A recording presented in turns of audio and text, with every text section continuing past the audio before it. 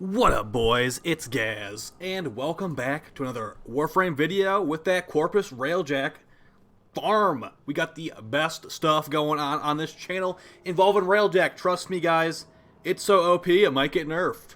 That might be the slogan of these videos going forward. So, what we're going to be doing today is we're going to be showing you the best farm for the new Corpus Wreckage parts. And you'll have so much stuff that you will probably have a maxed out ship in, probably like an hour.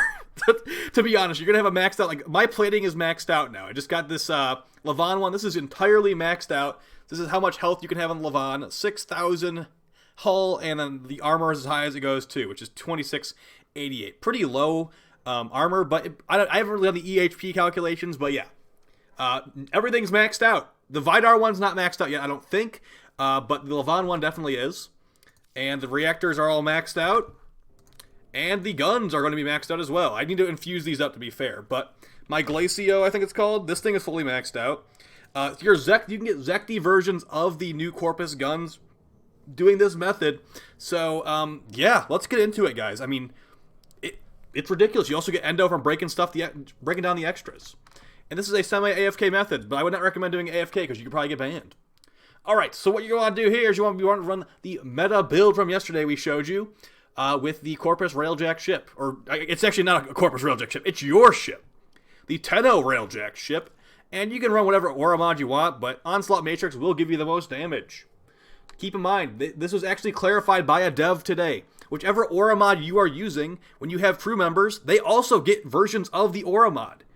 Which is kind of crazy, but that actually is what happens. So, if you have Onslaught Matrix, multiply that by 4, including yourself, and that is how much extra damage you're getting. So, same with the Raider Matrix, making your Archwings a lot faster. Whole Ironclad Matrix, making you a lot tankier. This stuff gets multiplied, guys. So, we're going to be doing the Corpus here. So, you want to use Granum's Nemesis to do bonus damage to Corpus. And the other stuff is whatever you have. Artillery Chief Shot will help you. We will be farming a very specific node here. If you want to see more about the build, just go to the video from yesterday about the Railjack meta. You're going to be going to the Corpus Volatile missions, I think they're called.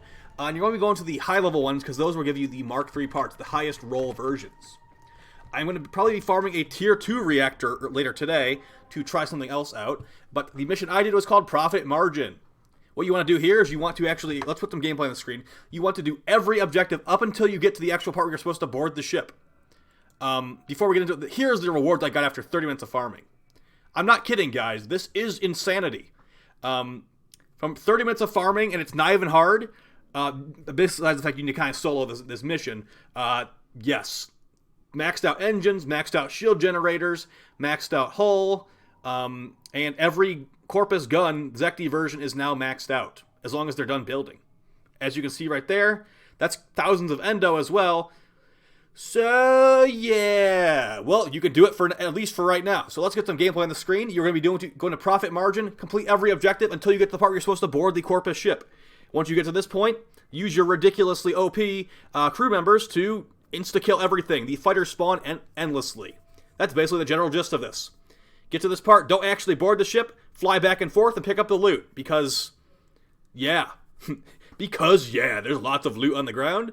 And you know what? You could probably, like I said, you could probably AFK this. I didn't want to really do that. I just want to drive back and forth. And you can go as long as you have time to play video games for that day.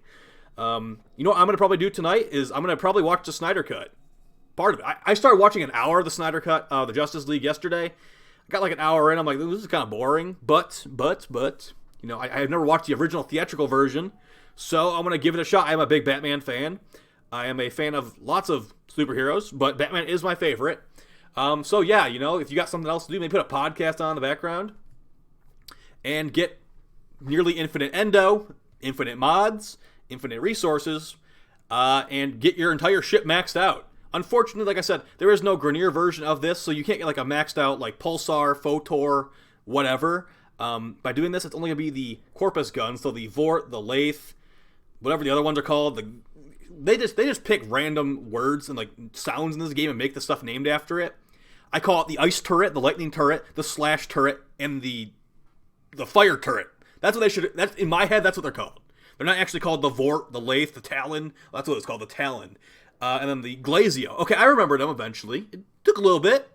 I still can't say what the Crimson Fugi mod, even after I read like all your guys' comments on the previous video, but I at least know how to farm stuff, okay? We are very competent video game players on this channel. By the way, yes, you do not need to use a single ability. And just basically watch the video from yesterday. If you do not want to go to the Pluto version, Profit Margin, you can go to the Veil version of this mission called Lu Yan. It's technically a higher level mission, but it's going to drop the same stuff. So it doesn't really matter. Whatever one you have access to, either Lu Yan in the Veil, you can also do Numina, or you could do the Pluto one, like I said. Or if you're trying to farm Tier 2 stuff, go to Neptune. And on Neptune, there is Sovereign Grasp. And let's see if there's any more. Sovereign Grasp or Enkidu Ice Drifts. There's also currently a bug right now where Exterminate missions only have one enemy spawning. By the way, this is not a bug we're doing right now. This is just the way this is designed. This is apparently intended gameplay features to have infinitely spawning fighters on this section. And once you've got your fill of loot, just go back into the ship, actually complete the mission, which is the volatile mission. You just go in there. It's basically a sabotage, but in a...